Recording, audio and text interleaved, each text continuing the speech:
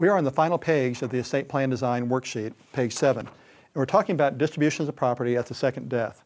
So here we had both spouses alive, one of them passed away. Typically only one trust would be created at that point, but possibly 3 would have been created. At the second death, we remerge those into a single trust, an administrative trust, for ultimate distribution to your ultimate beneficiaries. Now these ultimate beneficiaries, you can identify these at the top. You can divide it equally among your children and the descendants of the children. So if one of these children had predeceased, there may be grandchildren who would receive it instead. We also have a box where if you want to name a charity, you could. So we could distribute it to individuals or possibly to charities. So it's your choice what you want to, who you want to give it to. But ultimately, it's going to go down to this remerged trust is going to split into the beneficiaries that you want. Now, how to pass property to children is a complex issue. It can either be given outright or it can be given in trust. Now, typically, we don't advise giving outright, especially to young children. One of the most common techniques used in most older estate plans is the staggered distribution, where it's held in trust until a child hits a certain age like 25, and they get 1/3 outright. Then at 30, they get half of the remainder, and then at 35, they get the balance. So that's common in a lot of estate plans. But what we're seeing more and more today, and what we tend to do in our own estate plans, is to do lifetime trusts for asset, divorce, creditor, predator protection. So we leave it in lifetime trusts, and at a certain age or stage, a child becomes trustee of their own trust. It's called a beneficiary-controlled trust.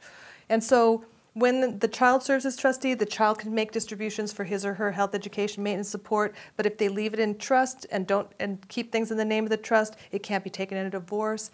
If they have a creditor problem, they step down as trustee and appoint an independent trustee who has discretion over distributions. And then it cascades down to their children in the same trust for generations. In some states, they're cut off at a certain time after 90 years or so, but in others, they can go on forever. So that's why we tend to do the lifetime trust today for the asset, divorce, and predator protection. Many people worry about what age to allow their children to become trustees. And we've seen ages as young as 25, but we've also seen some as old as 65, where the parents want to make sure that these assets are governed by an independent trustee throughout their lives until they turn, say, age 65, and now the money's available for retirement.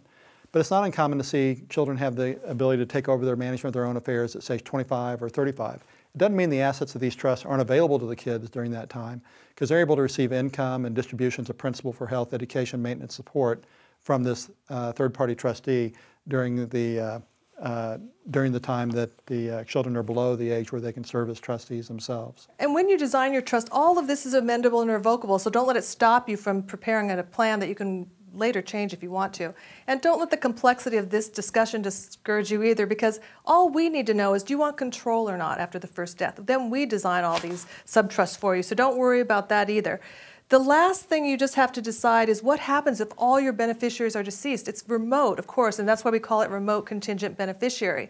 But if we will have it, if you have children, go down to your kids, down to the grandkids, etc., unless you've disinherited one or a group of them.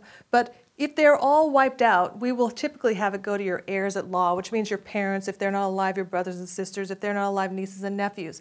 If you want to go somewhere other than that, then just fill out remote contingent beneficiary differently. Otherwise, it's all accounted for. And the reason why we do the trust is it accounts for that kind of thing. When you do payable on death designations and things like that, it's very static. You can't flow down to all these beneficiaries. The remote contingent beneficiary designation often confuses people. It's kind of the plague scenario. Everybody, all your loved ones have been wiped out. And so if that happens, we can either follow the family tree, which Leslie described, or at the opposite extreme, some people just say, well, if everybody's dead, I just want it to go to charity. So that might be something else you would do instead. And then in between, some people say, well, I like this relative, but I don't like that relative, so I'm going to pick the ones that I want to go to. So it's completely your control, and as Leslie said, everything that we've talked about, all the documents that we've discussed, the revocable living trust, the pour-over will, the power of attorney, all these documents are changeable the next day if you don't like what you've done, so everything's amendable and everything's changeable. That brings us to the conclusion of the worksheet. If you have any questions about the estate plan design worksheet or any of the concepts we've discussed, please feel free to call or email us.